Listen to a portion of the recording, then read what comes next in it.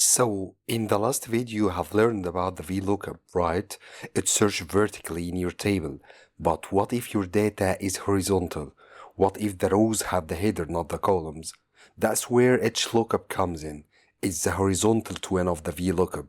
In this video, I'll show you exactly how HLOOKUP works, when to use it, and how it's different from the VLOOKUP step by step with a real example. My name is Ahmed El Gohari, and now you are watching Analytics Gateway. Before we start, let me tell you that the file we'll be using in this video is linked in the description below. You can download it and follow along with me step by step. Alright, let's get started. So let's start by looking at the example in front of us.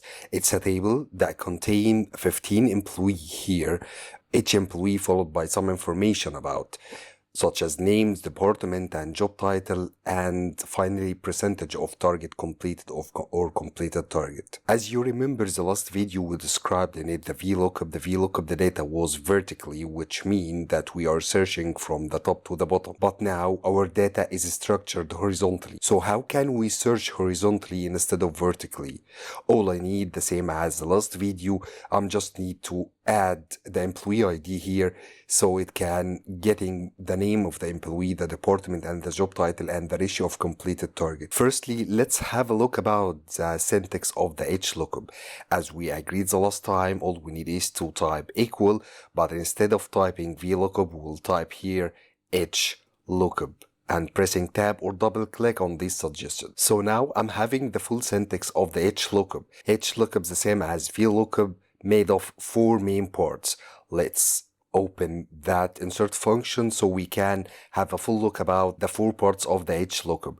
So the first one is the lookup value. The lookup value is the value we actually need to search for it. The second one is the table array, which means the range or the table we are searching for, and that table should include the data I'm searching for and the result I need. The third part is the row index number. If you can remember, while we were describing the VLOOKUP, instead of row index number, it was column index number. Now we have a row index number because our data is sorted horizontally or in a horizontal structure. So what should row index number mean? Row index number means that the function will search horizontally for the employee ID I need, then it will getting down till the data or till the information I need, whether it was the name or department, job title, or ratio of completed target. And finally, the fourth part is the range lookup, which mean if I need the data to be found in an exact match way or in an approximate match way. So let's stop wasting our time and then jump into a real example of that. For example, let's type here any employee ID. For example, let's be 109, and then here I need to extract or to search for the name of this employee ID or the department or the job title or anything else. What I start with is equal, then HLOOKUP. What is the lookup value I'm searching for? It's for sure the 109, or it's the employee ID. And then for getting to the next part of the equation or the formula, all I need is to type a comma, and then I'm getting to the table array. As we agreed before, that the table array is a range or the table that contains the data I'm searching for, in addition or along with the data, the result I need to get. We will select the first cell in the table and then Control Shift from the keyboard, down arrow, and then the right arrow. So now our table array is ready. All I need is to type a comma. Then it will move me to the row index number.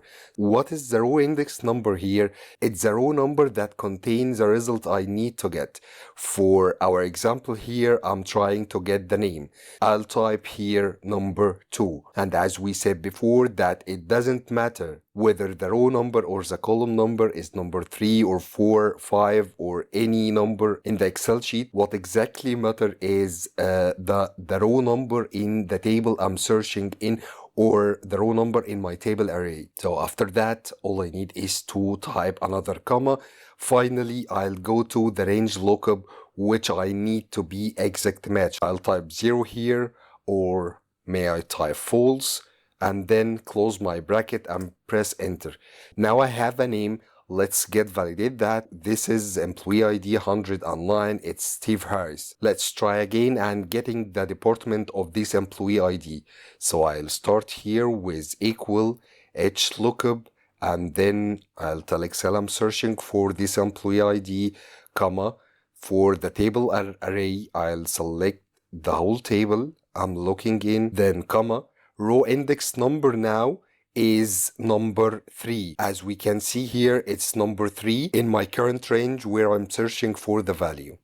I'll type here 3 and then comma, then 0 or false for an exact match result. I'll close my bracket and pressing enter.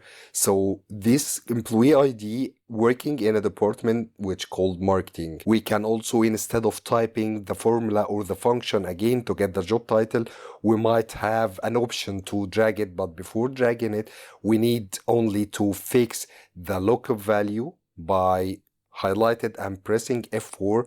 The same for the table array. I'm pressing the F4 here and then press enter.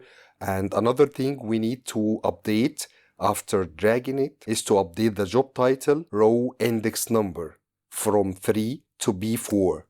And the same for ratio of completed target, and instead of 3 to B5. And if we need to update this as a percentage, all we need to do is to select the cell and click on the percentage style like this.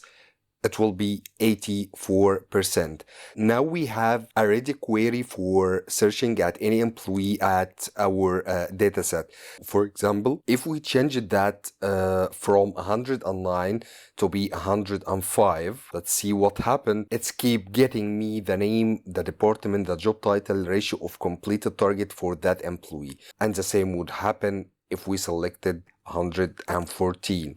It will getting me the employee name, the department, the job title, and the ratio of completed target, which is 91%. An important question here: when should I use the HLOOKUP? I believe that now most of you are knowing the answer of that question.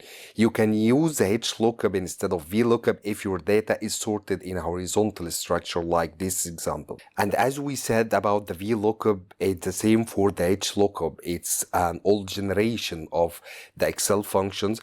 Why it's important to know about it? It's very important because such formulas or such functions are working with any version of the Excel. But by reaching this stage, let me tell you about the disadvantage of the HLOOKUP function, which is too similar to the disadvantage about the VLOOKUP. It's actually that this function not allowing you to search on the opposite direction from down to up. That was a simple and straightforward example about how HLOOKUP works in Excel and what's the main difference between HLOOKUP and VLOOKUP. Finally, remember that the practice file is linked below in the description so you can download it and try these steps by yourself. I hope you found this video helpful.